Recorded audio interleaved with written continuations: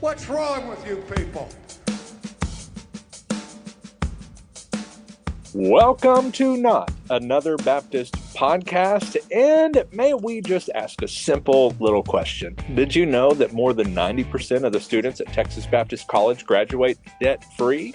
At TBC, there are many scholarship and financial aid opportunities available.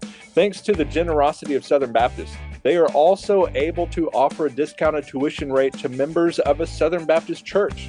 To learn more about undergraduate studies at Texas Baptist College, visit texasbaptistcollege.com/admissions for more information. Kyle, before we dig into our topic today, which we're just going to talk about some of the worst Christmas songs of all time. Yes, and that's the why hard-hitting content that people listen to us for on Black Friday. Yeah, you shouldn't. But if you are, may I make a humble suggestion that right now you need to go to Apple Music, Spotify, wherever. I don't know the other options for music. Amazon Music has a good streaming and platform. find Psalms from the Well.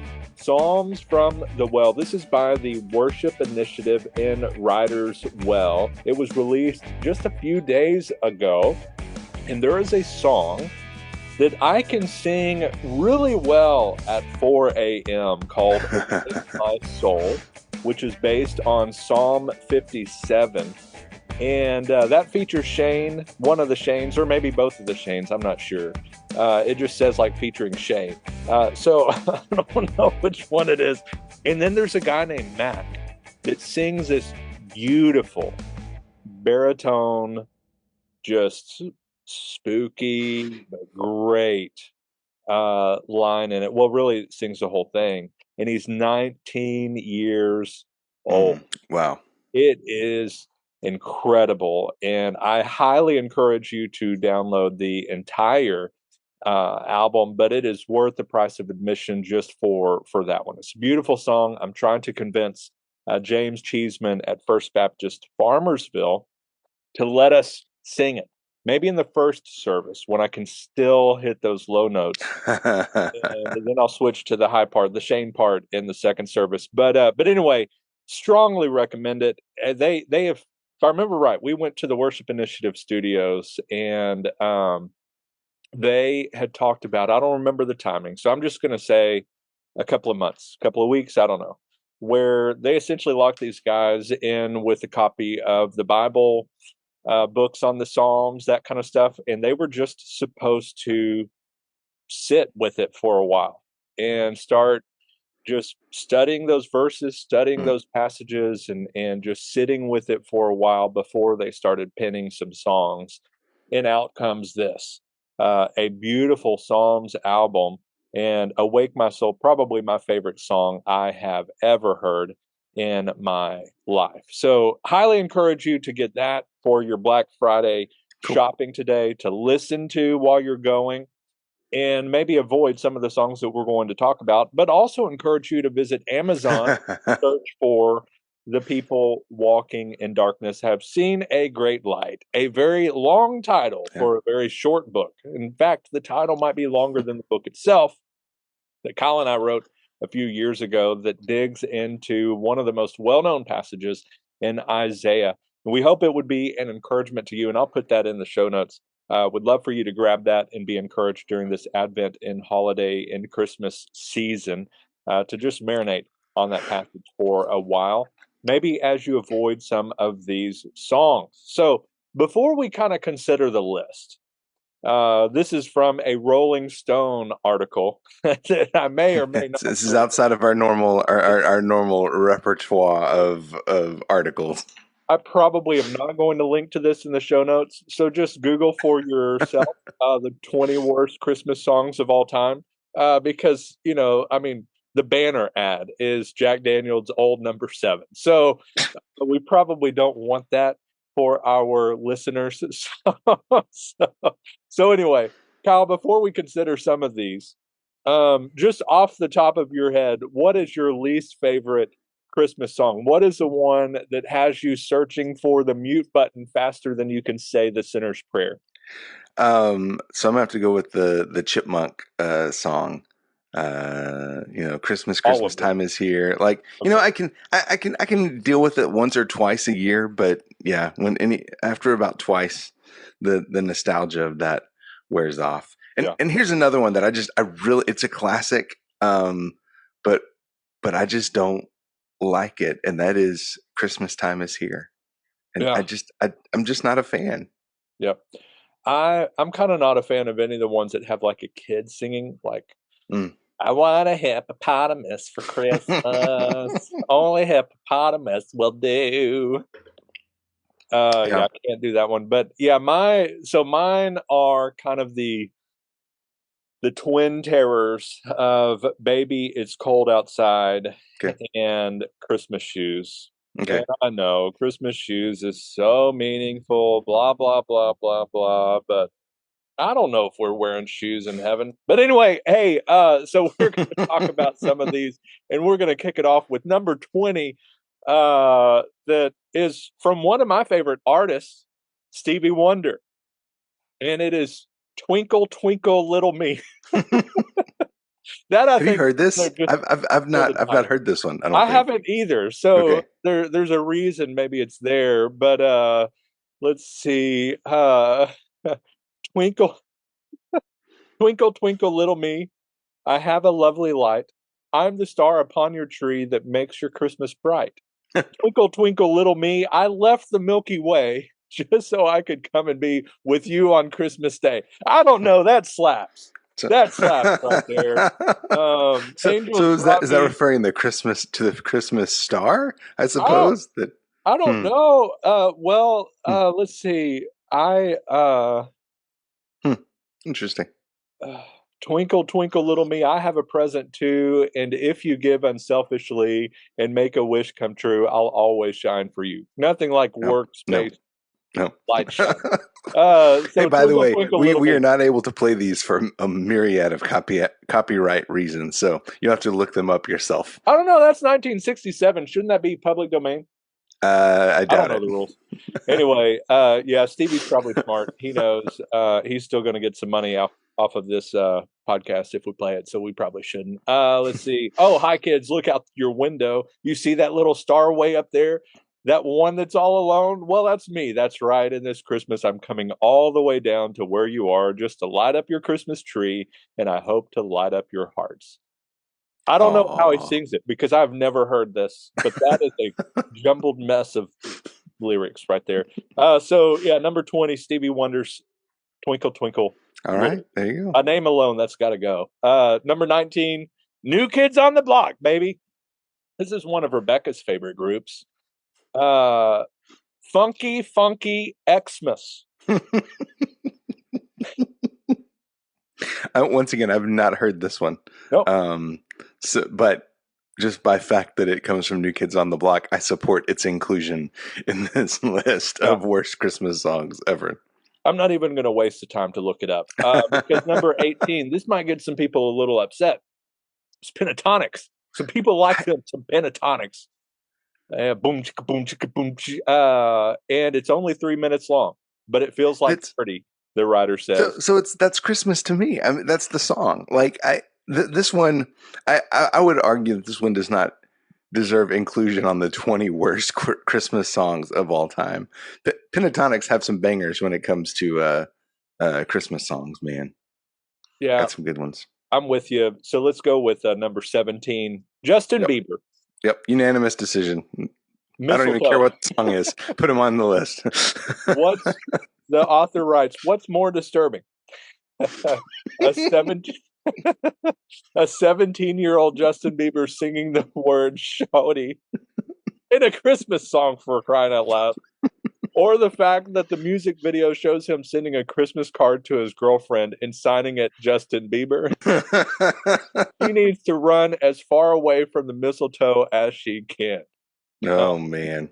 And then they add, Bieber's had a lot of cringe moments over the years, but mistletoe makes peaches look like Stairway to Oh Heaven. my gosh. Oh, okay. Uh, 16, one that I don't think we've heard. 21 Pilots. I don't know why there's so many. But Christmas Saves the Year. I don't even know anything about it. They No. swaddled this Christmas song in a Trans-Siberian Orchestra gauze, the writer says, which is amazing. And it's nothing but perfect for sad office parties. Wow. All right, Jackson 5. I'm with it. This kind of goes along with my, kids singing weird songs. Yeah. I saw Mommy Kissing Santa Claus. But I Saw Mommy Kissing Santa Claus is like a It's a classic. classic. I know. Yeah, but okay. I mean, it's bold to include the Jackson 5 on here as well. Hey, we're going to fast forward a little bit to number 13. Once again, a unanimous decision. Why I did you believe, not by want to both do of number us. 14, Well, Kyle? We'll move it's on. okay. So number Yeah. 13 is New Songs, The Christmas Shoes. My only surprise here is that it's not higher on the list. Yeah. Like I think this one deserves top 10 worst Christmas songs ever. But yeah. Let's see. Does he say anything amazing? I want her to look beautiful if Mama meets Jesus tonight. Yeah. How much Bravo does this poor kid's mom make him watch? Jesus, Bravo. exactly Christian Louboutin. He was born in a barn. Shoes weren't even invented yet. When the choir begins to sing along, it's a Christmas vomit miracle. Here's one I disagree with. Number 12, because I love me some Josh Groban. Yep. Featuring Faith Hill, The First Noel. So most of their hating on it is about the song itself, like of the classic Christmas hymn, The First Noel. Now again, what do you expect from Rolling Stones? This comes from Rolling Stones. So this isn't the Gospel Coalition's list. It's true. So oh man, they tee off on the most trash lyrics for the entire holiday season. They say this is not our opinion. It says was to certain poor shepherds in fields as they lay, in fields where they lay, keeping their sheep on a cold winter night that was so deep. Really? Was to certain poor shepherds in the fields as they lay, cold winter's night that was so deep. Do better, 13th century Cornish guy who wrote this. It's like scratch lyrics they decided to keep because the session went long and they didn't want to pay the band. Oh my gosh. Wow. And then Groban takes every dumb line and stretches it out like he's got the vowels on a medieval torture track. Oh, do you like how I skipped a couple of words in there? Okay, Weezer, Hark the Herald Angels Sing. I like the song. Yeah. I'm not a big Weezer guy. I'm not anti-Weezer. I don't really know him well. I had a friend that was a huge Weezer fan in high school. And you might have been too. But it's based on Luke 2:11. They had a couple of earworms, stuff that would get stuck in your head. And but yeah, I've not heard their version of Hark the Herald Angels Sing, so we'll have to go and look that up. So recordings of this hymn usually reflect a moment of hope and joy, electrifying in its power. Weezer managed to turn it into 132 of their poker-faced power pop. Oh man! All right. Oh, NSYNC makes it. I don't think I know this one. Maybe if I hear it, but I never knew the meaning of Christmas. I think I know that. Yeah, let's skip that one. Number 9, LeAnn Rimes, "Carol of the Bells." Kyle, you agree with this one? So I've not heard her version of it, but again, they kind of go after the song itself more than specifically her performance. Yeah. Although I will say this, the absolute best version of Carol of the Bells, of course, is Trans-Siberian Orchestra. Hands down. Strong disagree. But they say, yeah, we get it. Christmas bells, they do ring. Ding dong, ding dong. Let's move on, okay?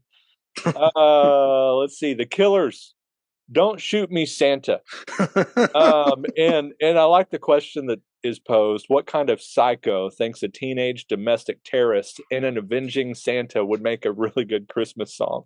That was like literally a plot of Ernest Saves Christmas. Yeah. Like a murderous Santa Claus. That was like a subplot of the movie. Here we go. I don't know how to say his name. Lou Monte or Lou Monte? Monte. Dominic the Donkey. Let's see. Italians have given us many of life's finest gifts. Ferraris. So I don't know if any of this stuff is bad, for Southern Baptists. So I'm just going to list it. Valentino, Maricone, and Gabagool. But Dominic the Donkey, a novelty carol recorded in 1960, is an affront to the Father, the Son, and the Holy Spirit. Like they threw the whole Trinity in there. A spiritual cousin to the chicken dance song. It's somehow twice as annoying with none of the pseudo old world charm. Its oral assault includes a repeating hee-haw refrain delivered with a honk that could break glass in a la la la la la chorus sung seemingly by the Smurfs. Oh goodness. Santa Baby is number 6. Santa Baby. Yeah. I'm for it. Yeah, take it off. It's horrible. Elmo and Patsy, Grandma Got Ran Over by Reindeer. Man, I mean, again, a classic. I get it. I get why it's included on the list, but that's a classic, right? I mean, just change it to The In-Laws Got Ran Over by a Reindeer. Okay, number 4, Seth MacFarlane of all people, and Sarah Bareilles. Here, and we agree. Baby, it's cold outside. Yeah, even if it's not that specific version, basically any version of that song, I'm all a fan of. They're horrible. And there's arguments to be made for more reasons why that song is terrible, but it's just terrible in general. Number 3, never heard of it. Band-Aid. Band-Aid. I don't know who Band-Aid is. Never heard of them, but it's a good name for a group of mostly white, mostly rich celebrities belting out a smug mess of colonialism, racist stereotypes, and geographic ineptitude to quickly feed the world.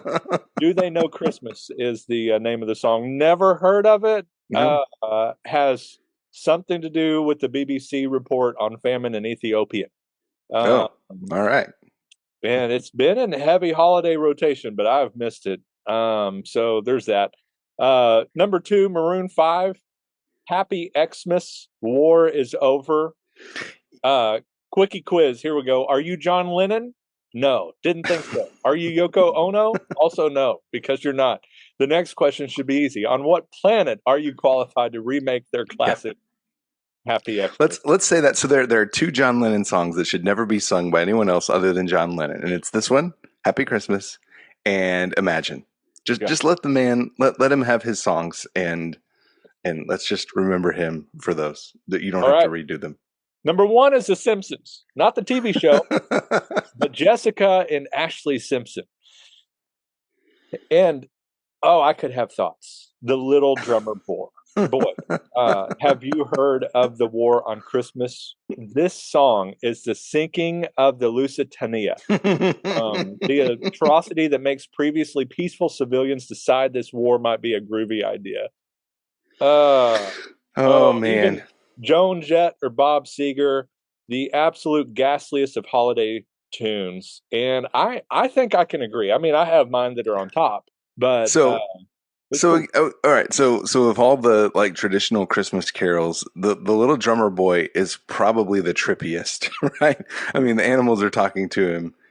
And then, he thinks that after suffering through labor and, maybe finally getting some rest, that Mary needs a drum solo and that will make everything better. However, I've not heard the Simpson sisters version of this. However, if you have not heard Bob Dylan's version of The Little Drummer Boy, stop what you're doing and look it up now. Yeah.